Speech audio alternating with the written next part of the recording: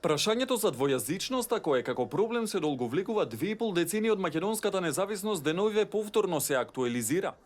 Но овој пат не од партиите од албанскиот политички блок. По изјавата на опозицијскиот лидер дека албанскиот јазик може да биде втор службен јазик на територијата на целата земја, се отвора дилемата дали ова прашање е до крај регулирано. Статусот на албанскиот јазик како службен јазик во Македонија е регулиран со уставот, поточно со амандманот 5, донесен по уставните измени, изгласани согласно рамковниот договор, кој меѓу другото вели: на целата територија во Република Македонија и во нејзините меѓународни односи службен јазик е македонскиот јазик и неговото кирилско писмо. Друг јазик што го зборуваат најмалку 20% од граѓаните, исто така, е службен јазик и неговото писмо, како што е определено со овој член.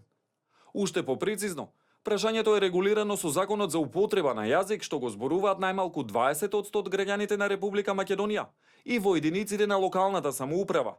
Во него точно е утврдена употребата на јазикот што го зборуваат најмалку 20% од граѓаните во сите сфери, почнувајќи од комуникацијата на граѓаните со министерствата, до судските постапки, изборниот процес, па до локалната самоуправа, финансиите и културата.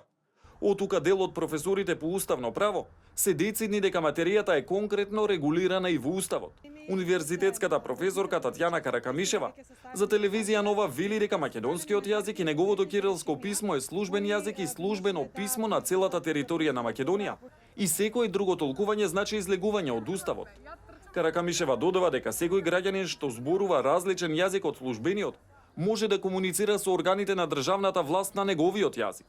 Уставот му дозволува на граѓанинот да комуницира, да се обраќа до органите на својот јазик, а не да го употребува, не да го користи јазикот како службен. Во уставот се користи поимот употреба на јазик и поимот комуникација на својот јазик. Македонскиот јазик се употребува како службен во целата држава. Друг јазик може да се употреби како службен само во единиците на локалната самоуправа, каде што се зборува друг јазик различен од македонскиот. Во однос на примената на друг јазик во органите на државната власт, уставот го користи терминот комуникација. При тоа, уставот вели дека право на граѓанинот да комуницира со органите на државната власт на јазик различен од македонскиот.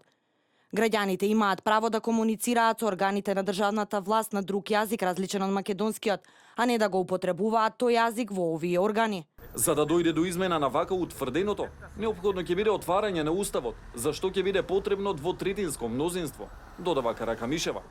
Последно од партијата на Ахмети околу ова прашање се произнесува минатата година, кога подпредседателот на Собранието Рафи Залити најави дека неговата партија ќе бара официјализирање на албанскиот јазик на сите нивоа во државата и во град Скопје, тврдејќи дека сегашната употреба на албанскиот јазик не кореспондира со уставот и со рамковниот договор.